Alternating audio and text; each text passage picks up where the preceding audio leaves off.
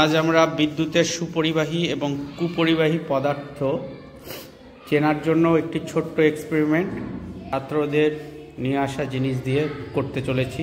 তার মধ্যে একটা 9 ভোল্টের ব্যাটারি আছে, 9 ভোল্টের এলইডি এবং কিছু তার। এবার আমরা এক্সপেরিমেন্টটা শুরু করব। ব্যাটারির পজিটিভ প্রান্তে একটা রেড কালারের তার এবং নেগেটিভ প্রান্তে একটা ব্ল্যাক কালারের তার যুক্ত করে নিলাম।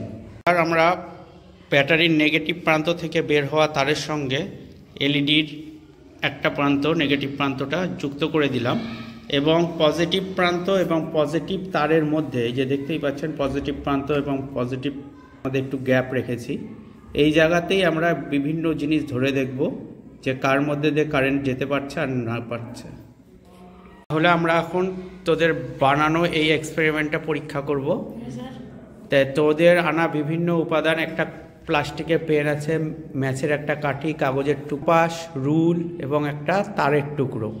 এগুলো আমরা এই দুটো প্রান্তে ধরে দেখব কোনটা ধরলে পরে লাইট জ্বলছে এবং কোনটাতে জ্বলছে না। ঠিক আছে? হ্যাঁ, তুই একটা একটা করে ধর অনেক। তাড়াতাড়ি।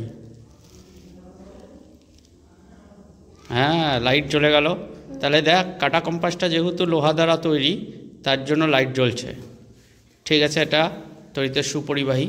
এবার প্লাস্টিকের পেন ধরা হচ্ছে, কিন্তু পেন যতই ধর, দেখ প্লাস্টিকের মধ্যে দিয়ে তড়িৎ পরিবাহিত হয় না, সেই জন্য লাইট জ্বলছে না। তড়িতের এটা তাহলে কি হলো? কুপরিবাহী। গুড।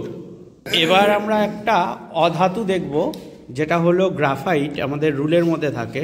দেখি তার মধ্যে দিয়ে কারেন্ট প্রবাহিত হতে পারে কি পারে না। দেখ তোরা ভালো করে যে লাইটটা কিন্তু জ্বলছে, ওই যা দেখ, দেখতে পাচ্ছিস, কিন্তু হালকা জ্বলছে। কারণ কি? এই গ্রাফাইটের মধ্যে দিয়ে কারেন্টটা যাচ্ছে, কিন্তু এটা রেজিস্ট্যান্স হয়ে যাচ্ছে, সেই জন্য একটু কম জ্বলছে। ঠিক আছে। স্বাভাবিকভাবে ম্যাচের কাঠি দিয়ে জ্বলবে না, জ্বলবে না। দেখ, কারণ এটা তড়িতের কি? কুপরিবাহী। তারপর ধর এই তারটা, ধর এবার তারটা দেখি, তারটার মধ্যে দিয়ে যাবে কিনা কারেন্ট? যাবে। এই দেখ, তাহলে তার কি হলো? লোহার তার সুপরিবাহী। বাহ।